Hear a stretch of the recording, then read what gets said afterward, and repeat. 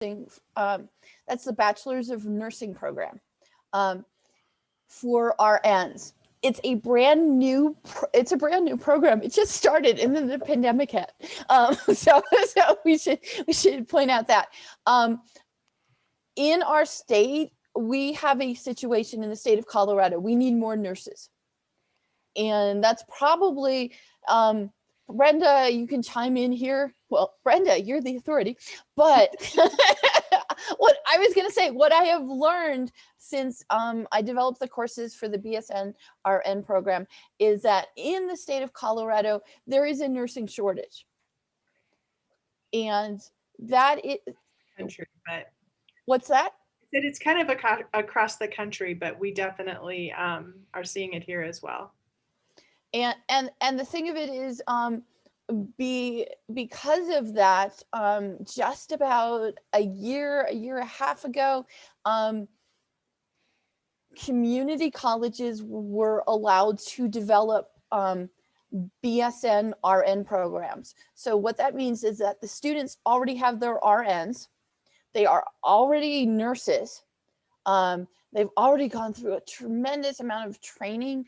And the thing of it is, they're coming back to finish the bachelor's degree. And I will tell you, in December we had like our first graduates. And the thing about it is, our program, because we have working nurses, the pandemic hit it hard. The students had to be those, frontline healthcare worker heroes who were taking care of people during the pandemic and do courses. And so, oh my gosh, I've gone on to our next slide. So I'm sorry about that. I realized that. I started giving, why do we do this? Okay, so I'm the instructional designer for it. Okay, so Chris, you jump on in here. Hi, my name is Chris Lukes, and I am Associate Dean at CCC Online, which is a system-wide group that helps the colleges out with offering online courses. And I have really nothing to do with nursing, other than I've worked in assisted living in the past in one of my various different careers. And so this was a fun opportunity to collaborate cross-institutionally.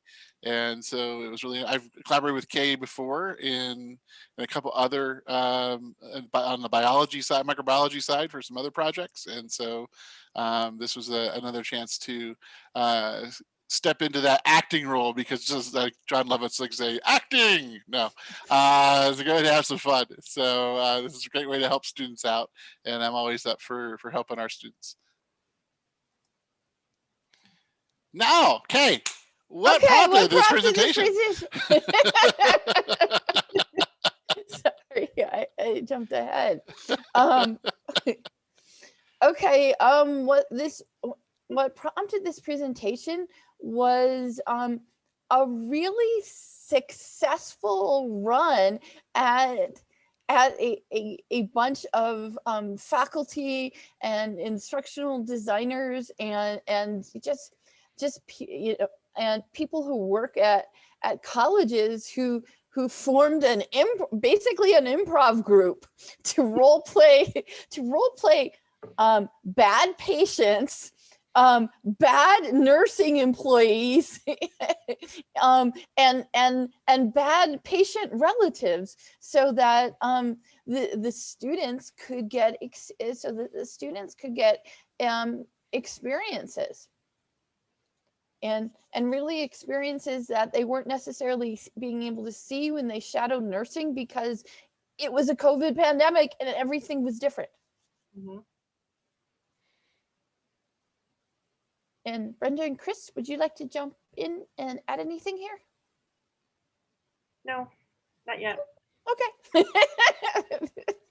All right. So really what we did is, as you see from our title, we talked about a wicked problem. And so first we figured we'd have some fun with the word wicked. So wicked, it's used a lot. We see it in plays. We've heard it. Hey, Johnny, how are you? Wicked cow, is that new? Yeah, it's a Sonata. Let me pack it. Oh, you're not in commercials. We've heard it from folks from Sabías, Boston. Makers. Everyone likes to do wicked, wicked smart. You have lots of problems. And so the wicked problem is really so wicked. And so what is a wicked problem? And so wicked problems actually comes out of urban planning. And Kate, would you like to talk? Just to kick this one? Okay. So you've been hearing the term wicked problem a lot, but what we did was we actually pulled it out. We pulled it out of the literature. And if you take a look at this, and I'll let you read it, and we'll probably recite some of this. We'll read probably some of this to you anyway. But I want you to just think about your courses, whether you teach or you're an instructional designer, or if you're someone like Chris who oversees courses and department chairs and stuff like this. I want you to think about, is there something that needs to be taught to students? Is there something that students need to learn that involves this?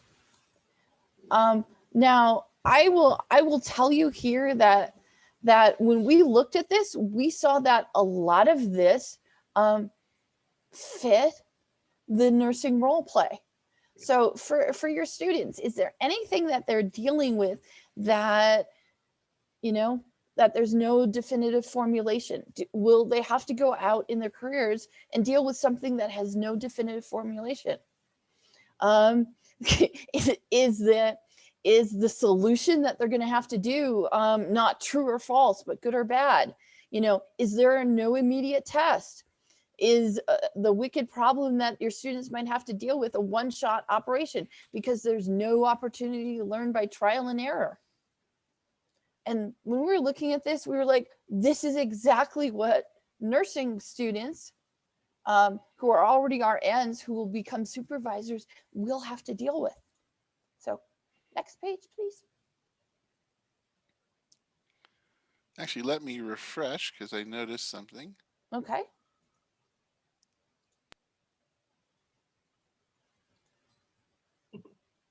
I think that number 5 about the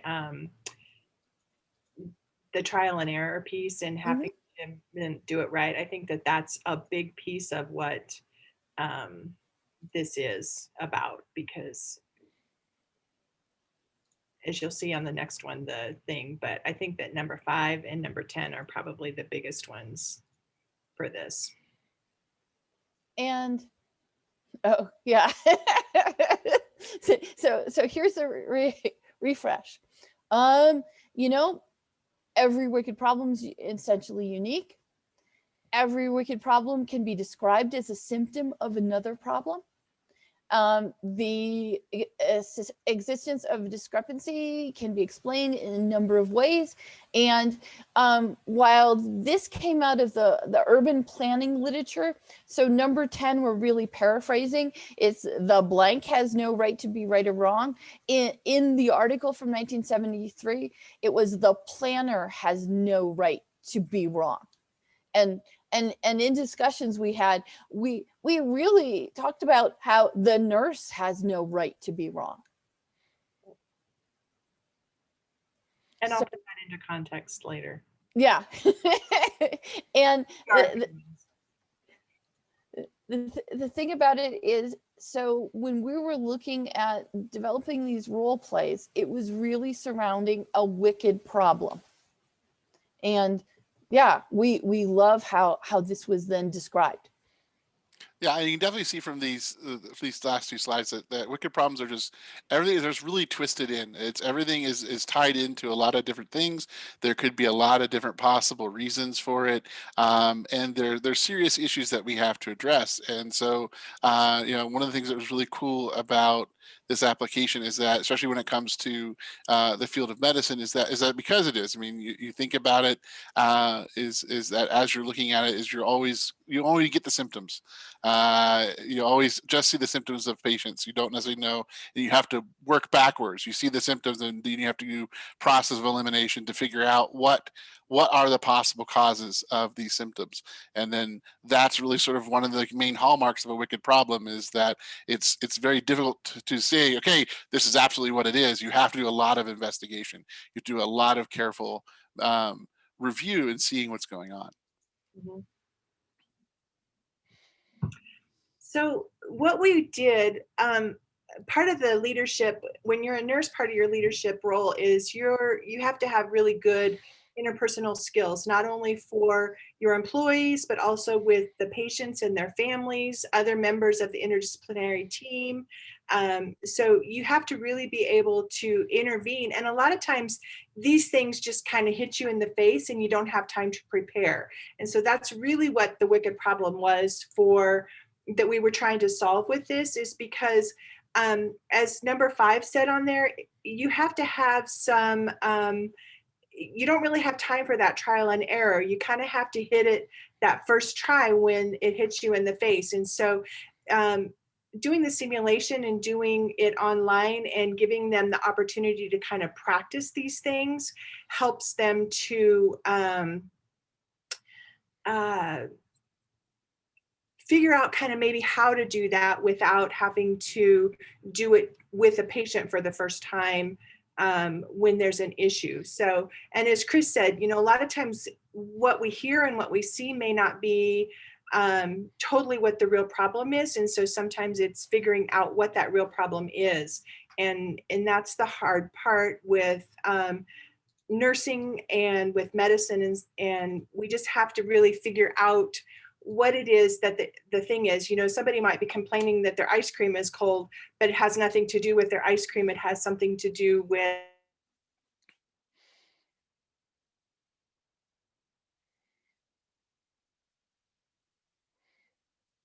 to help ferret out what the real problem is. They're trying to solve the wrong problem. And then the person is still not satisfied or able to move forward with whatever it is that they need to do. So that's kind of where the wicked problem came. And so part of the leadership course, we do a whole week on communication, and that's what this was part of. So we wanted to give them the opportunity, and in an online format, it's a little bit harder to do that in your face kind of thing. So if you do it just as a discussion post, then they have time to think about what they're going to say, and it doesn't really hit them in the face like it would if they walked into a patient's room and the patient started to say, all of these things. It's like, oh my gosh, now what do I do?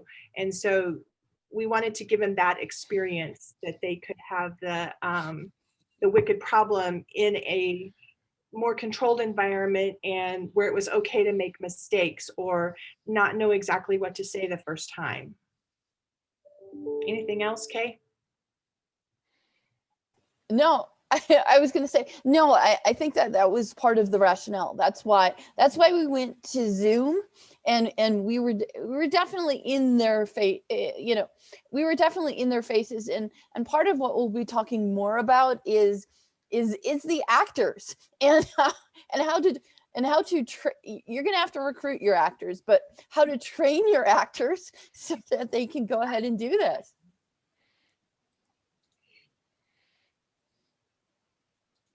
Exactly. And as our title says, is we really focused a lot on role play. And it's like, yes, really role play. And so role play has gotten a lot of recent attention, especially using the platform Zoom or video capture, different things like that. A lot of, like, a great example is Critical Role is an example. Hello, everyone, and welcome to tonight's episode of Critical Role, where a bunch of us nerdy-ass voice actors sit around and play Dungeons & Dragons. Indeed. Before we get into our game tonight, we do have some announcements to get through, beginning with the first of 2 sponsors, NordVPN. Sam? This episode is sponsored by your...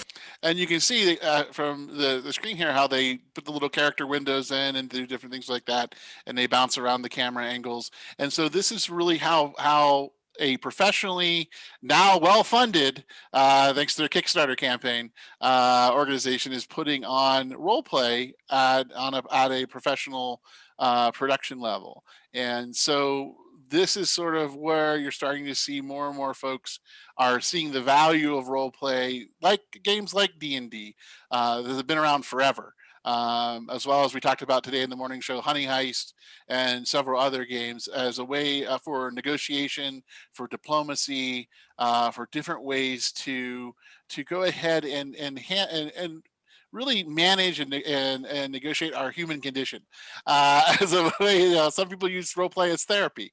It's a way to go ahead and get those emotions out and release emotions and really sort of explore parts that you don't necessarily can do in your normal job or your normal life. So these are some of the values that you see with role playing and allowing folks to go ahead and use this skill set. And it's a tool that many educators have used, many educators in the past have used, many have used it in business a lot. At least that's my area of background is in business, and we've used role plays a lot. We always put students in the scenario of, you're now a CEO, you're the chief financial officer, you're a manager, you're a line manager, and this is a customer complaint. So we have a lot of history in the business side of doing a lot of this role play and simulation to go ahead and engage students.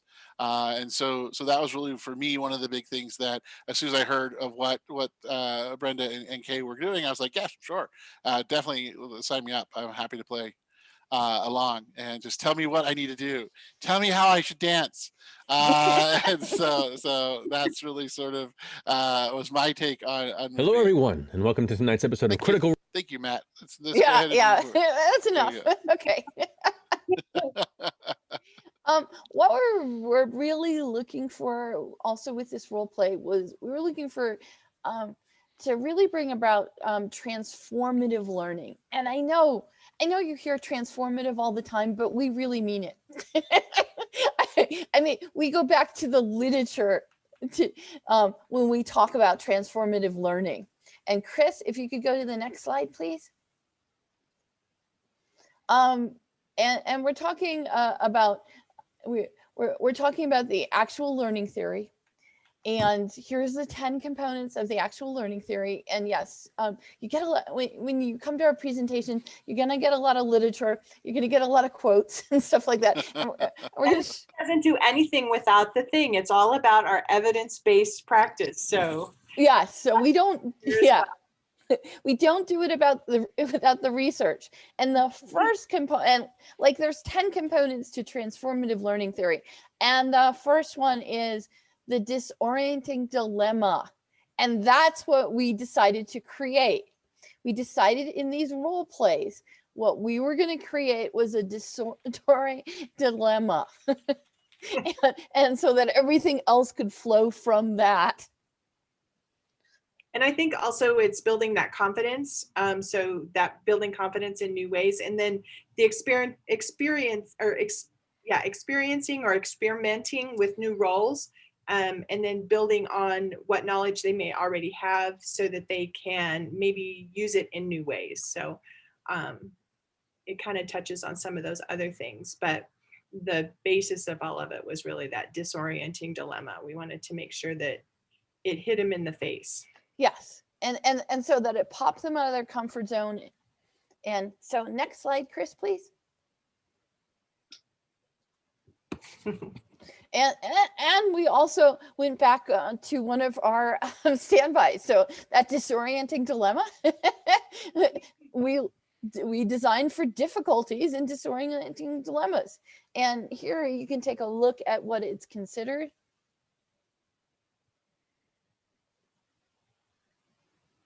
It's an experience that they may not have dealt with before.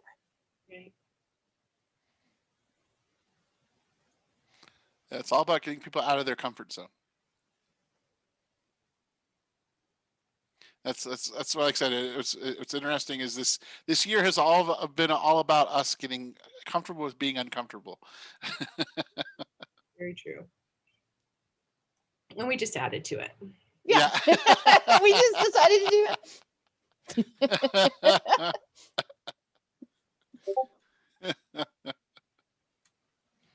All right. Next one.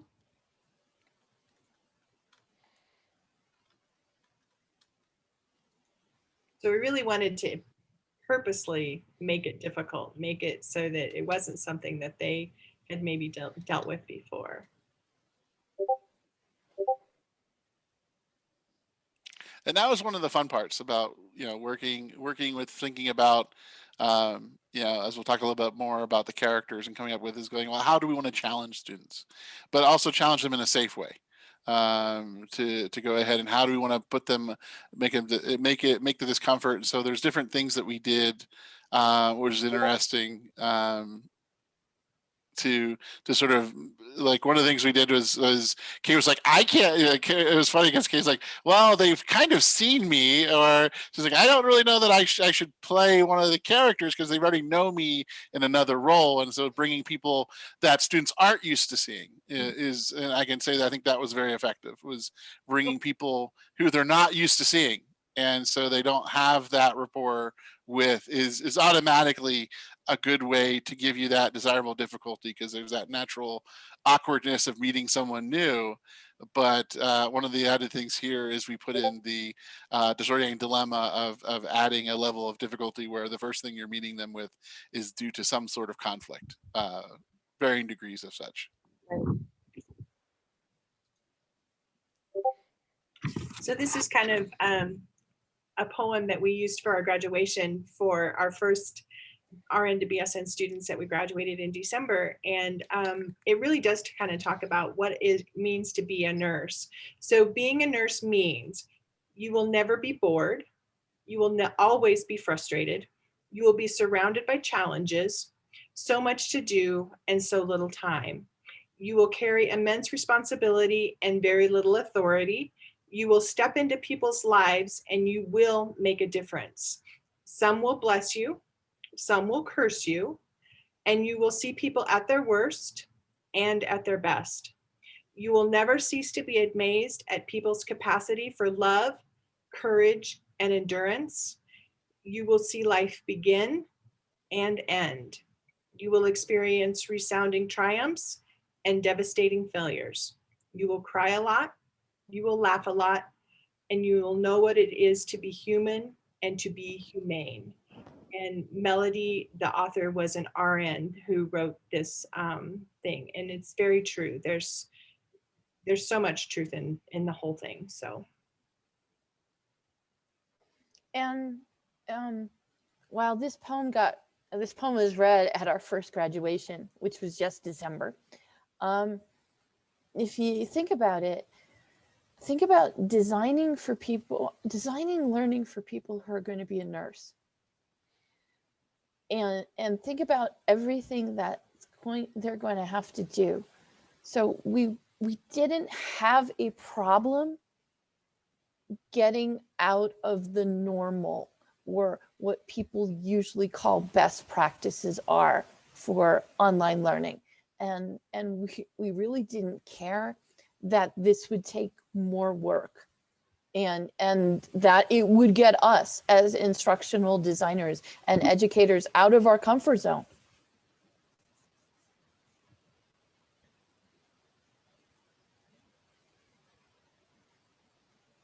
So this goes back to those, what the wicked problem is the nurse has no right to be wrong.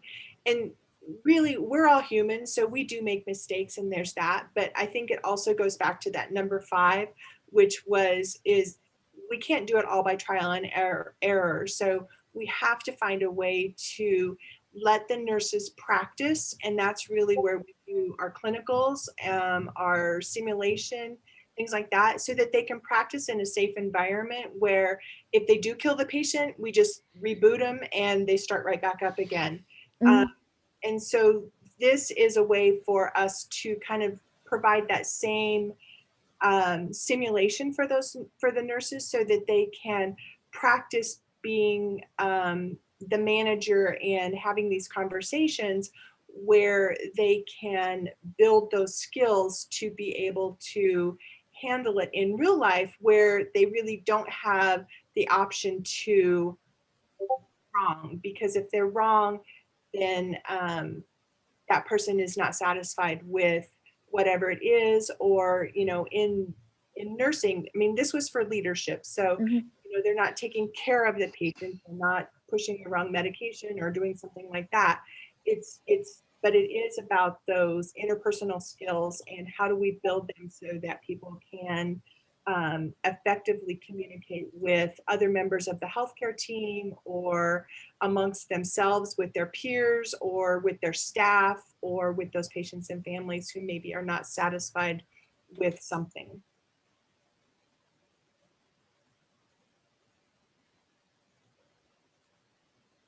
So what problem or what wicked problems have you guys had in your areas? You know, as Chris said, we do this across, or they've done it in other venues as far as other, what is the word? Disciplines. Yeah, that's the one. It's Friday. Yeah. So what kinds of things do you guys have that maybe something like this would work for? So what wicked problems do your students have to solve, or what kind of wicked problems are you putting in your courses? Feel free to type in chat or just unmute yourself. We're fine with that.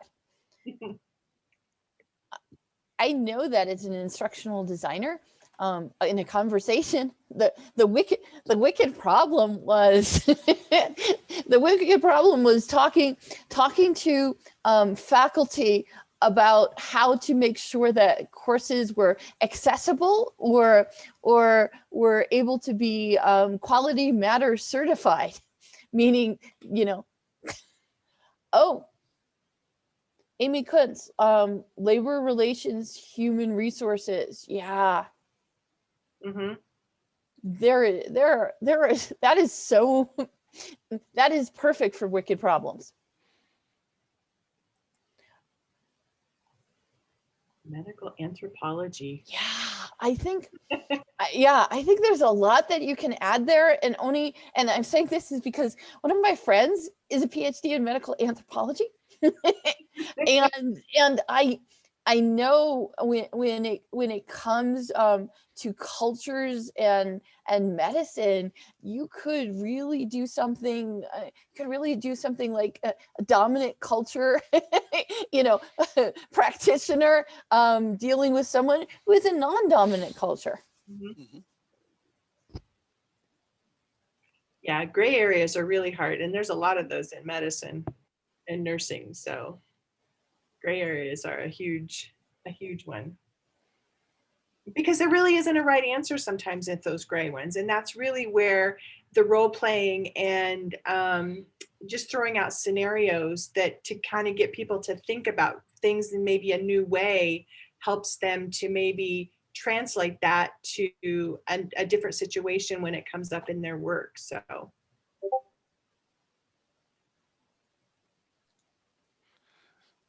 Yeah, definitely. And like another thing in my area in business, ethics has been a wicked problem for a lot of different areas, because we teach a lot of our students about profit. We teach a lot of students about bottom line thinking and being results oriented, but we also try to then teach ethical decision making. We also try to teach, understanding sustainability, understanding things other than the bottom line. But that's one of the challenges that you have, and it's one of the reasons why we get the low scores, I guess, is because we're not doing a really good job historically of making points as showing that they're as important as others. And the other thing about ethics is that's all individually based, and so it's all also culturally based when it comes to ethics. So I think that's one of the things that a lot of that is when you think about wicked problems in your own areas, your own disciplines that you teach in.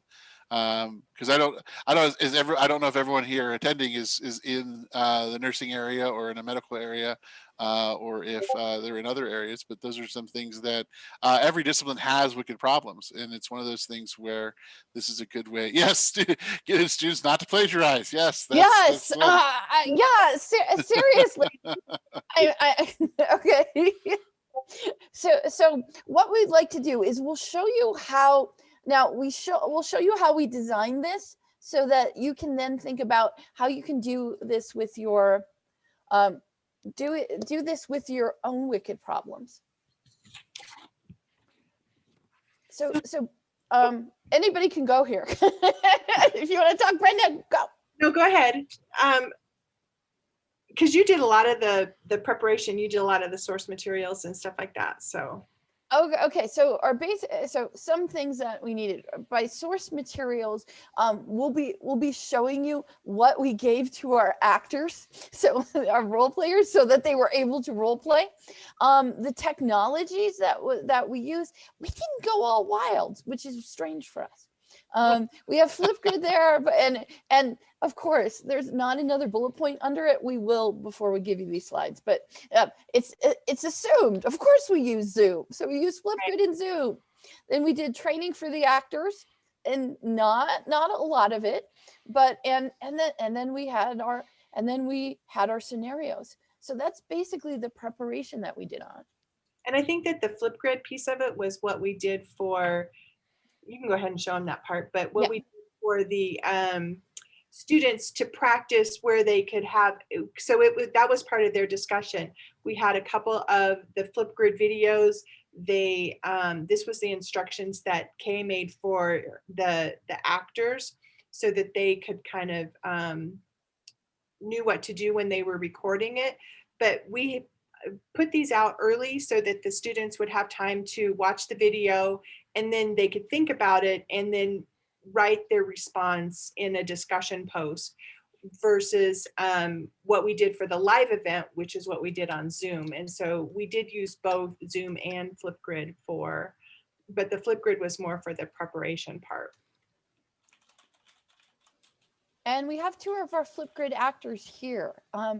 We did do Flipgrid, and Chris has been scrolling through it a little fast, but so. I also gave them a link to, they can click Oh, on it as okay, well. so that's it better. So what we ended up with was both Chris and then Donna Hall. So if you look at the participants, and Donna, if you want to jump on, you can.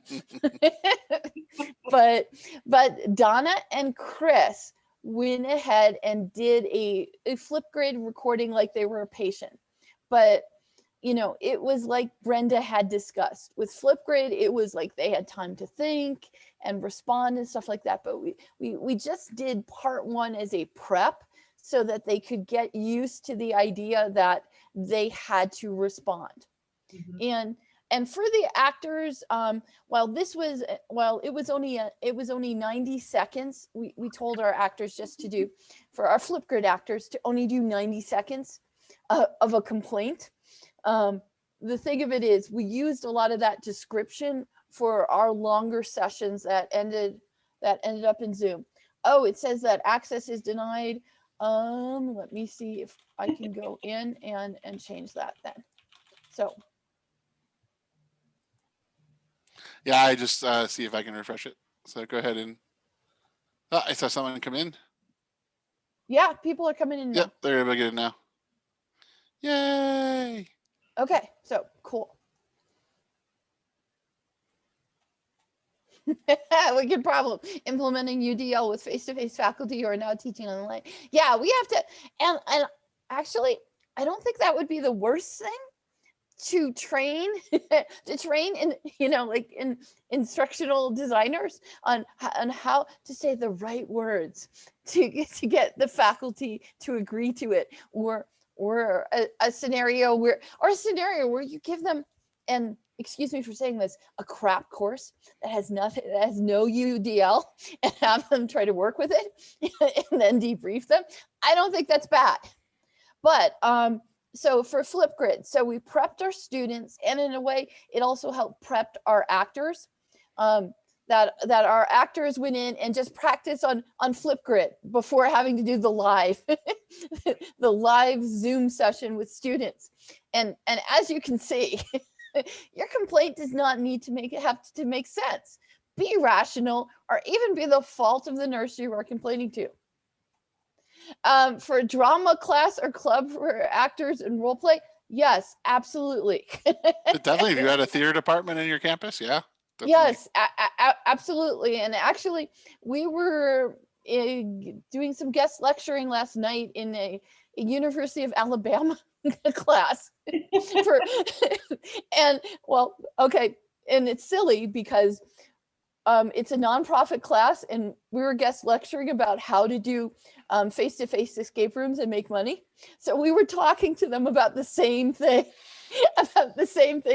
about how they could recruit actors and get actors to role play, and how they could go ahead and you know, give them scripts. So another thing about it, we mentioned we're from in Colorado, and when we were having the conversation when you might have came in at the beginning, in Colorado, Brenda's in Greeley, Colorado. Greeley, Colorado is home to a meat packing plant. In our state, it was like the first place that there was a real group of COVID breakout, right, Brenda? Right. Okay, so we were giving some of the information here. Things like in Colorado, only 42% of the inhabitants were born in the state. Donna was one of our Flipgrid actors. Donna's from south of the Mason-Dixon line. And so, if you're going standard American English, Donna has a little bit of twang to her voice. So the other thing is if you're in Colorado, in Greeley or Denver or Aurora, no assumptions about English being someone's first language. Right. So these were things that we wanted to put in for our students. We wanted to make it realistic. And we didn't want to make it easy. Okay. Okay, so you can move forward, Chris, because I'm looking at the time. So we're gonna have to Sure. go a little quicker. Oh, yeah. Sorry about that. That's where- Okay, our training for the actors. We had pre-meetings. We gave them their characters. We had a character sheet, and our actors really wanted to know the motivation of the characters that they were playing.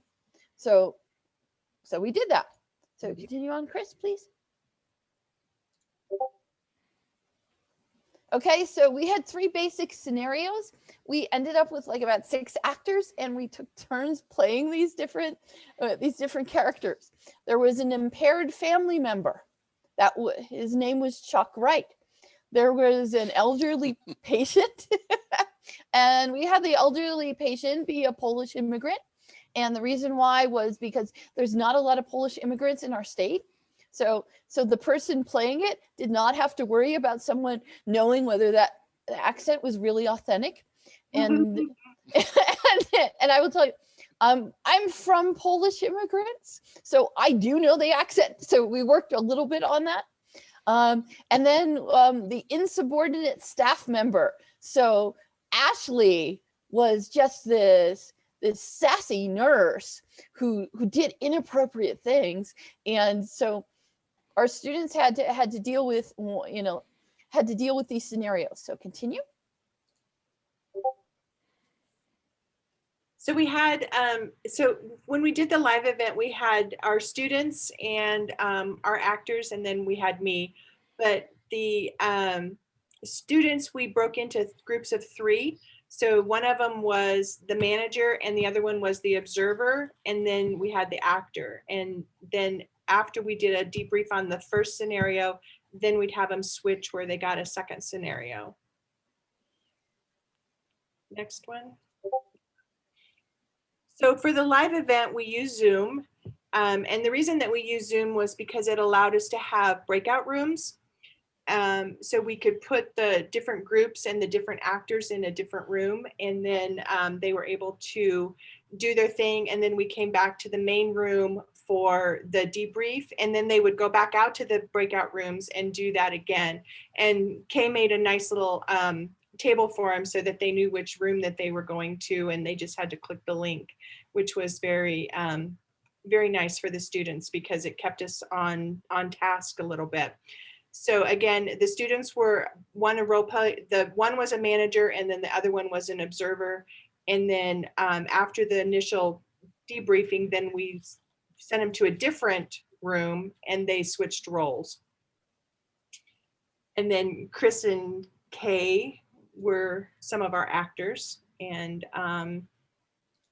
they had fun with it, I think. I think one of the interesting things was going ahead and making sure that we changed the names from your regular from our name. regular Zoom names. That was one of the Dude. biggest things, is making sure we logged on early enough to hide our real names, our real identities, to protect the innocent. And so change to our character names. That was something that we learned to do. Okay, so Chris, just click on it quick because we don't have a lot of time. Yep. So we're gonna have to go fast. No. Go to the document so they can see the document. Thank you. I'll paste the link. Oh, you already did. Okay. So this, and you can make a copy of this, but and those Zoom rooms, nobody's going to go in them. So yeah, I don't care. But this was the table that Brenda was talking about. So scroll down a little. So this was the table for the role players. It was also the table that we used for the students. I just put the students' information there. We had a hospital background. We reminded people to make sure to record.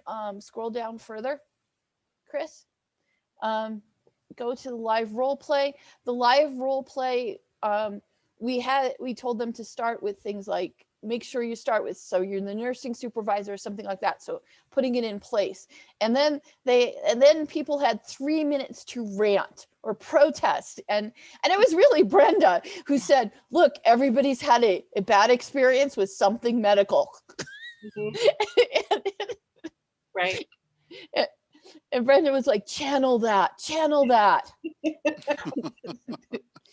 Yeah, and I think that's one of the things it was. I mean, it was really just an interesting way to give everyone a different way to approach it. We also did we did a little bit of background and a bio that we collaboratively created to sort of help give a starting point for. And Brenda started off with the initial sketch of the players, and then the individual folks playing the role, as well as the group sort of came up with, well, let's think about filling out these other parts. So, what is the motivation? Sort of what is their key phrases? Looking at fleshing out the character a bit more to give us, make them a little bit more than just flat characters, and sort of give, sort of for those of us that needed a little bit more help coming up with the angst that a character might have, because a few of the people picked, are probably some of the nicest human beings on the face of the earth, and having them play people who complain about a lot of things is difficult. It was difficult. It was bad, and I just want to say we have something on that sheet that says link to bio. We did not share the bio with you, because we went kind of crazy on that, like on all the different things that people would end up saying when they were role playing, and some of them weren't nice. So we didn't want that link back to anybody. Okay, so continue, Chris. We have to go really quick. Yep. So this was kind of the debriefing, and really this is a article that came out in 2006, and it's strictly it was talking about simulation with medical students. But what she talked about is that, we all have our own frame of reference when we enter something, and if we do these role playings and the simulations and stuff like that, and then we debrief it, the debriefing is actually where that education happens.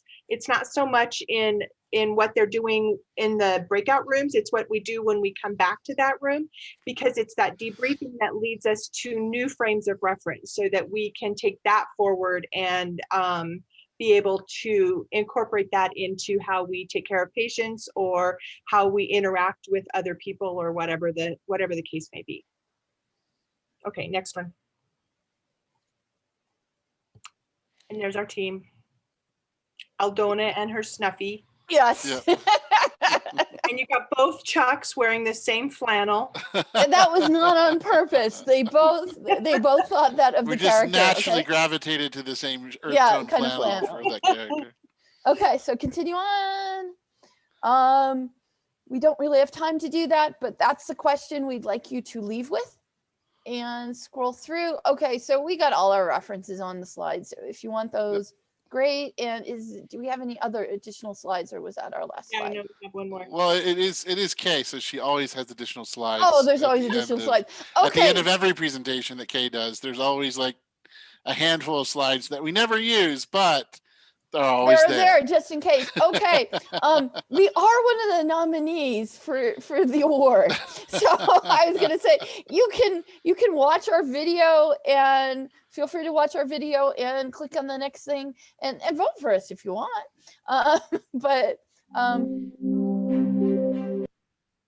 And thank you. This was an experimental presentation design production. I don't know. We just made that up at the end. Okay, so Chris, we can leave with you, and this is one of the extraneous slides in case we needed it. but you can go back and we can leave on a high note with playing the video. And thank you guys very much. We'll post this in, slideshow.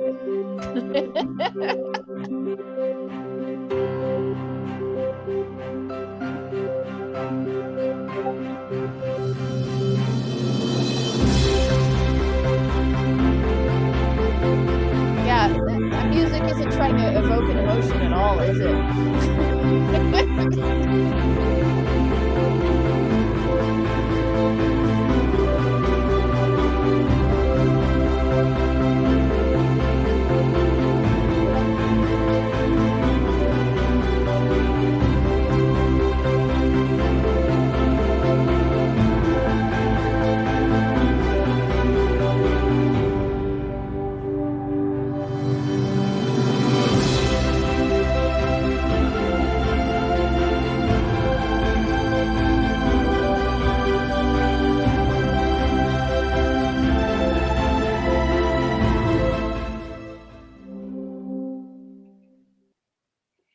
So thank you guys, and we got to get out of here.